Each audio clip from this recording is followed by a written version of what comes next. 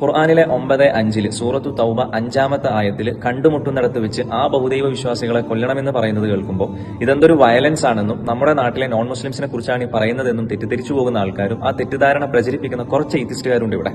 ഈ ആയത്തിന്റെ കോണ്ടെക്സ്റ്റ് നമുക്കൊന്ന് ഡീകോഡ് ചെയ്യാം. ഈ ആയത്തിൽ പറയുന്ന ആ ബഹുദൈവ വിശ്വാസികൾ എന്നത് നമ്മുടെ സഹോദരങ്ങളായ ഹൈന്ദവ സുഹൃത്തുക്കളെ കുറിച്ചിട്ടോ അല്ലെങ്കിൽ നമ്മുടെ നാട്ടിലെ നോൺ മുസ്ലിംസിനെ കുറിച്ചോ അല്ല, മറിച്ച് അന്ന് മുസ്ലിങ്ങളെ വേട്ടയാടിയിരുന്ന മക്കയിലെ ഒരു പ്രത്യേക അക്രമ വിഭാഗത്തെ കുറിച്ചാണ്. ഇതുകൊണ്ടാണ് നമ്മുടെ പണ്ഡിതന്മാർ പറയുന്നത് എല്ലാ ആയത്തിന്റെയും വേർഡ് ബൈ വേർഡ് ട്രാൻസ്ലേഷൻ നോക്കി ഖുർആൻ വായിച്ച് മനസ്സിലാക്കരുത് എന്ന്. ട്രാൻസ്ലേഷൻ നോക്കണ്ടെന്നല്ല കേട്ടോ, പക്ഷെ അതിന്റെ കോണ്ടെക്സ്റ്റ് കൂടി നമ്മൾ മനസ്സിലാക്കാൻ ശ്രമിക്കണം. ഈ ആയത്തിന്റെ കോണ്ടെക്സ്റ്റ് നിങ്ങൾക്ക് സിമ്പിൾ ആയിട്ട് മനസ്സിലാക്കാൻ ഞാൻ 2 എക്സാമ്പിൾസ് പറഞ്ഞുതരാം. ഒന്ന്, ഒരു മെഡിക്കൽ സർജറി ടെക്സ്റ്റ് ബുക്കിൽ ശരീരം കീറണം, മുറിക്കണം എന്ന് എഴുതിയത് കണ്ടിട്ട് ഡോക്ടേഴ്സ് വയലൻസ് ആണ് പഠിപ്പിക്കുന്നതെന്ന് ആരും പറയില്ല. ബിക്കോസ് ശരീരം കീറുന്നത് ആ ജീവൻ രക്ഷിക്കാനുള്ള ഒരു സർജിക്കൽ പ്രൊസീജിയറിന്റെ ഭാഗമാണ്. രണ്ടാമത്തെ എക്സാമ്പിൾ, നമ്മുടെ ഇന്ത്യൻ ആർമിയുടെ ഒരു കൗണ്ടർ ടെററിസം മാനുവൽ എടുത്തു കഴിഞ്ഞാൽ അതിൽ ശത്രുവിനെ കണ്ടെടുത്ത് വെച്ച് ഷൂട്ട് ചെയ്യണം എന്ന് കാണാം.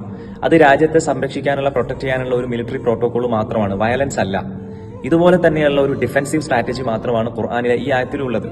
അതായത് സമാധാന കരാറുകൾ ലംഘിച്ച് യുദ്ധം അടിച്ചേൽപ്പിച്ച അക്രമികൾക്കെതിരെ എടുത്ത ഒരു സിറ്റുവേഷണൽ വാർ ടൈം ഇൻസ്ട്രക്ഷനാണിത്.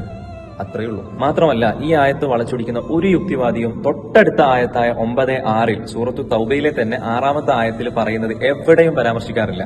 എന്താണത്? ശത്രു അഭയം ചോദിച്ചു കഴിഞ്ഞാൽ അവന് സംരക്ഷണം നൽകി സുരക്ഷിതമായ ഒരു സ്ഥലത്തേക്ക് എത്തിച്ചു കൊടുക്കുക. എല്ലാവരെയും കൊല്ലാനാണ് തീരുമാനമെങ്കിൽ എന്തിനാണ് ഖുർആൻ ശത്രുവിനെ സുരക്ഷിതമായ സ്ഥലത്ത് എത്തിക്കാൻ ആവശ്യപ്പെടുന്നത്? ഇനി വേറൊരു കാര്യം കൂടി, ഈ യുദ്ധം എന്നൊക്കെ പറയുന്ന പരസ്പരം കെട്ടിപ്പിടിച്ച് ഉമ്മവെക്കാനുള്ള പദ്ധതിയൊന്നുമല്ല.